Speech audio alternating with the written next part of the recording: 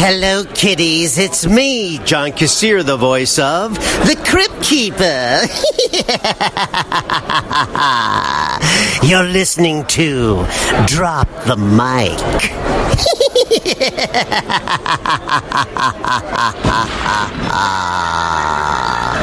Jump back.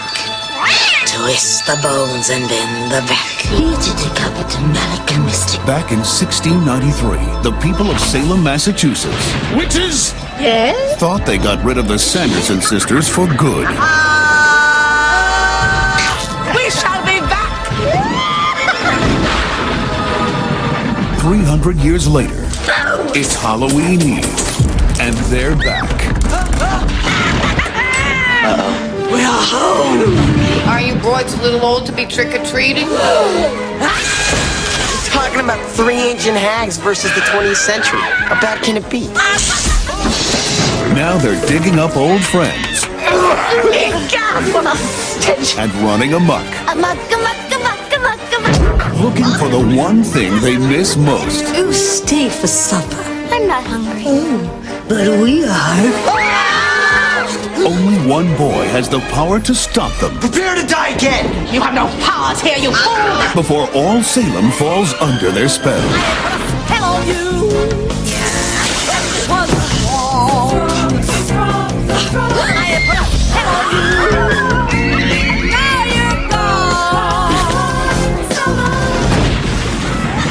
Walt Disney Pictures presents Bette Midler, Hello. Sarah Jessica Parker, Would thou dance with me? and Kathy Najimy. Hocus Pocus. Into the night! They love to fly, and it shows. Good night. Sleep tight. No screaming. Welcome back to our humble podcast. This is episode 187, Legend of the Sanderson Sisters. This episode is going to focus on the iconic fall Disney film Hocus Pocus. We are your hosts for the evening. First up, we have Diego Luna, followed by DJ Anaris, and I, the Swan. We also welcome our longtime rotating co-host, Mr. Chris Rodriguez Bradford, back to the fold. Yay! What's up, dude? Yeah, you do.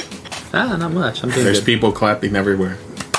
We're going to insert the claps. You can edit that in, We'll Wes. You can insert edit the that in. claps. Just like the NFL and MLB, we'll do it. With that being said, thank you guys for stopping in to record this with me. It's awesome to have be in the same room together. We forgot to tell Tiny. Tiny was down to come. Yeah, I didn't know. I'm sorry. I apologize. Hit me up, bro. Don't be afraid. I know I'm pretty crazy, but you know. Also, we are missing Mr. one of James the founding members. James Warney is not with us today because of he had his newborn. Yes, Logan. I miss you, James. Miss Weapon you. X. Congratulations. He's very tired. Congratulations, man. A lot of sleepless nights since last week, I Yes. think. For him, This is so. his second, right? Mm-hmm. Second. He knows what he's getting into. Yeah. Hopefully he's still a co-host, you never know. Right? But anyway, he sent over some news for us, so let's hop into... Let's honor him the right way. Right? The Yeah. news. And now for a special news report. Brought to you by Drop the Mic. Alright, who wants to start? Should we start with James? Start with James so we know We're what going to he's start with talking James, about. dude. So, Alright, cool. First up, Samuel L. Jackson is getting his very own Nick Fury series, which is supposedly going straight to Disney+. It's currently in development. What do we think about that? Any thoughts?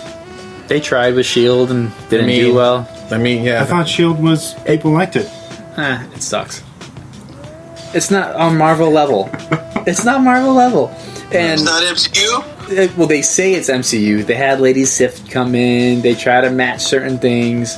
But they just went... Started looking like CW? Yeah, they went out there. But don't knock CW, because fucking Arrowverse is awesome. Marvel wish they could do what DC does with television. That I And do DC agree. wish more they could do what Marvel does with film. That, like, they both have their own thing. You can't have it all, right? Yeah, I but- do agree with you on that. But Samuel Jackson and these Disney series of Marvel, which we haven't seen yet, to know if they're good or not. So it could be a good thing. But there's going to be like 3 series coming out, and we haven't even seen one yet. Yeah. It's kind of scary. Yeah, so they're betting some So money. they're skipping Shield and going straight to Fury, it seems. Yeah. You know what I mean?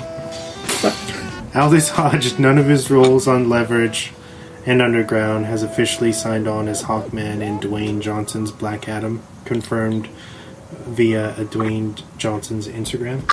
Yeah, he looks like he'd be a good Hawkman. That is kind of intriguing because we've even in the cartoon. I don't know if the comic world we've seen a Black Hawkman. No, he's always just recently in the Arrowverse they made him more like Egyptian. Yeah, but not fully black or anything. So yeah, so it's gonna be interesting. That's and nice. He has to be black from now on because he gets reincarnated as this person every time. So he's going to have to show up in modern times as Hawkman as the same character. So that's a pretty good character to lock in. I'm excited. Yeah, it's gonna be tough. Yeah, and I don't think they've done a good Hawkman yet. No, live action sucked. Both versions. In Smallville, I think they did. I want to say they did something, didn't they? I think they did they. I don't think they did. No, I think that's how bad the CW one was. That made me think it was Smallville, because that was like one of the first crossovers that Green Arrow and Flash had, and they had Hawkwoman and Hawkeye in it, and just it wasn't good. That's a tough costume to get, so it's going to be interesting to see how they do it. Definitely. Good casting. Yeah, I think so.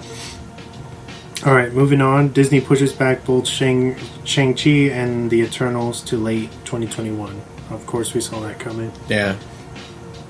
After the huge success of The Boys Season 2 on Amazon Prime, it's currently developing a spin-off series, but no release date as of yet. Did he give any details on the what the series is going to be about? No. So they're saying it's college, like frat humor, meets the Hunger Games. So I'm assuming with that, it's superheroes trying to get on the seven and eating each other alive. Dang.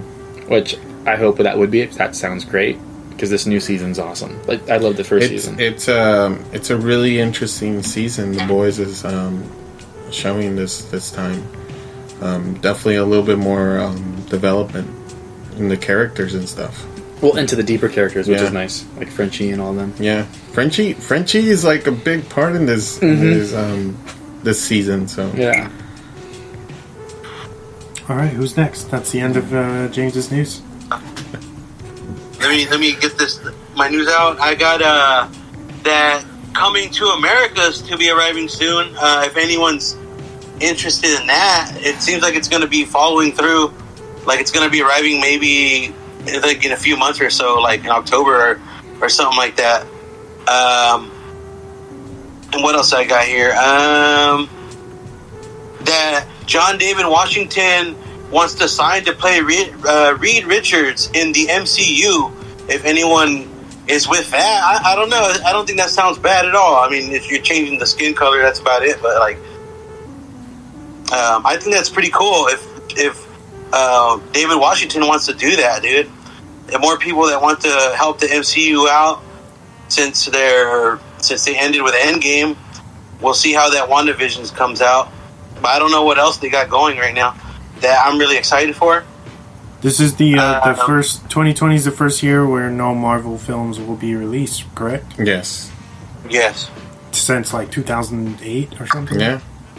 They had a good streak, dude. I don't know. Maybe because COVID. I don't know if it's exactly COVID. No, it's for sure COVID. Yeah, because Black Widow was supposed to come out. And then what else do I got here? Zac Efron will star in a Blumhouse movie called Firestarter, where he'll go on the run with his gifted daughter. I don't know. That sounds pretty interesting. Yeah, I don't know if it's all about Zac, but it's based off that a sounds Stephen like a King lo-fi novel. film down to do. Go ahead.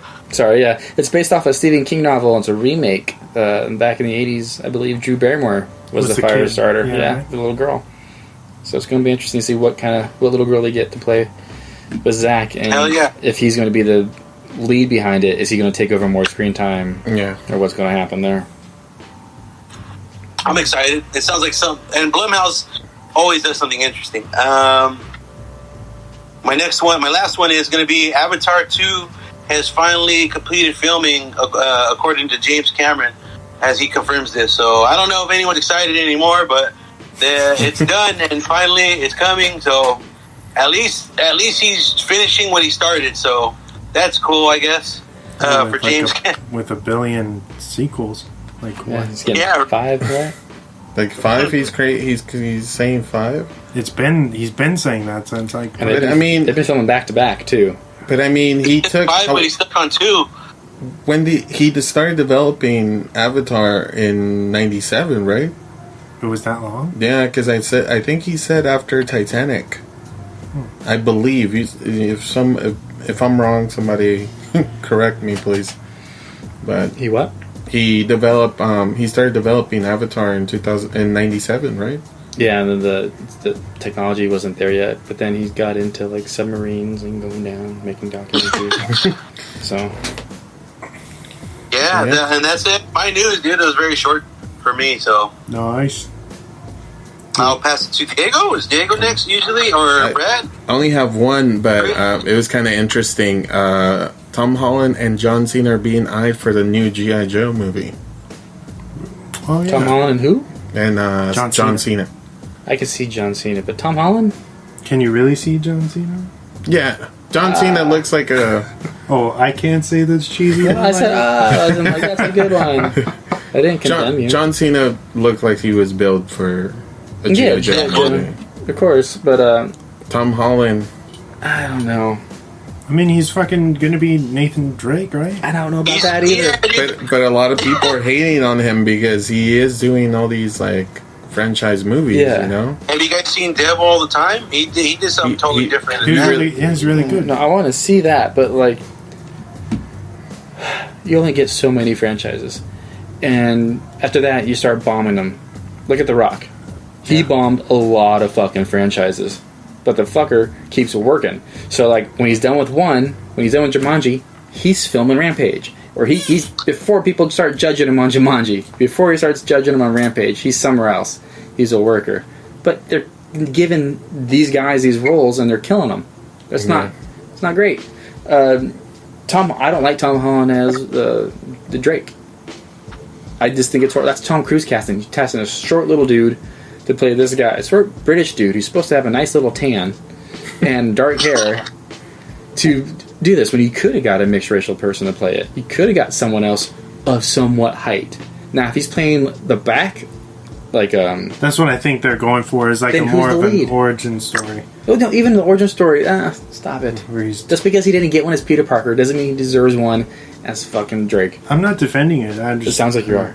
It sounds like you are. I like the games, but I love the games, and that's the reason why I'm so like. The last one, I guess, from the last game, it looks like Tom Holland could do young Nathan Drake. I don't know what they're going for in this one. I haven't heard any news to talk about. So we'll see, I guess. So what? He can do gymnastics. Those games are epic. So, and like Nathan Drake's like 6 foot, like fucking 3, dude. He's not no small dude. You know what I mean? He's fucking like built and shit. And like he does crazy stuff in the game. So we'll see. And I guess because Tom Holland did Spider-Man stunts, he's ready for Nathan Drake stuff, I guess. I don't know. It's crazy though. I know why everyone's on the fence. I think this is part of his deal with Sony to make sure they play nice with Disney. Because Uncharted's a Sony film. Is it? Yeah. Oh, nice. So he's like, I want to be the star of this fucking movie. I'll do it. But you got to make sure you play well with it, fucking Disney over there. And so that was that was my only news. That was his. So the Oscar winner for screenwriter, what's his name? Barry Jenkins for Moonlight. Mm-hmm. He's going to be directing the Lion King sequel. Oh, I did see this. Nice. Yeah, that's going to be cool. Is it though?